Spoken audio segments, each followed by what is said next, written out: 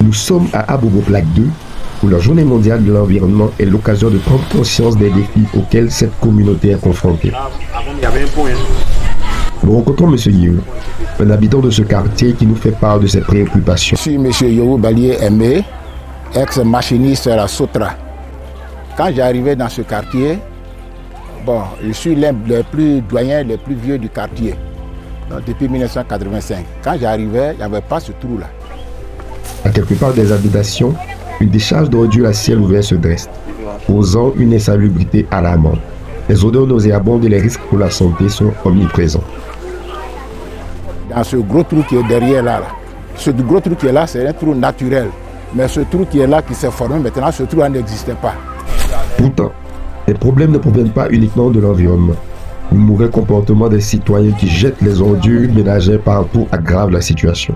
Un manque de sensibilisation et de responsabilité collective nuit à la préservation de cet endroit que nous appelons chez nous. Mais ce n'est pas tout. Les sols sont également victimes de l'érosion causée par les pluies torrentielles. Les maisons se retrouvent en danger d'effondrement, mettant la vie des habitants en péril. Car tous les tuyaux se sont dirigés vers ce trou-là. Donc maintenant, quand il pleut, l'eau de ruissellement, l'eau de pluie vient avec une certaine force. Et à tel point que vraiment ça peut même entraîner même quelqu'un. Donc ce ruissellement-là, ça fait encore approfondir le trou. Une fois que le trou aussi a été approfondi jusqu'à près de 7 mètres de profondeur, ça provoque maintenant l'éboulement de sol et puis la terre même descend. Ça fait que le trou maintenant, ça commence à s'élargir. Une fois que ça s'élargit comme ça va vers maintenant les habitations.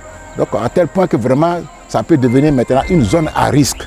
Donc pour ne pas que ce pire n'arrive, il faudrait que l'État quand même vienne quand même pour intervenir et la mairie pour que vraiment on soit sécurisé, pas en bonne santé. Donc c'est comme un déchet toxique qu'on nous envoie maintenant. À tout moment, nous on est malade.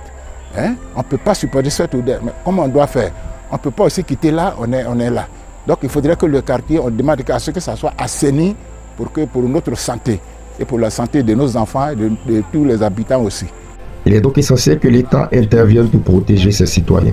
Des mesures concrètes doivent être prises pour éliminer cette décharge sauvage, restaurer les sols érodés et sensibiliser la population sur l'importance de préserver notre environnement.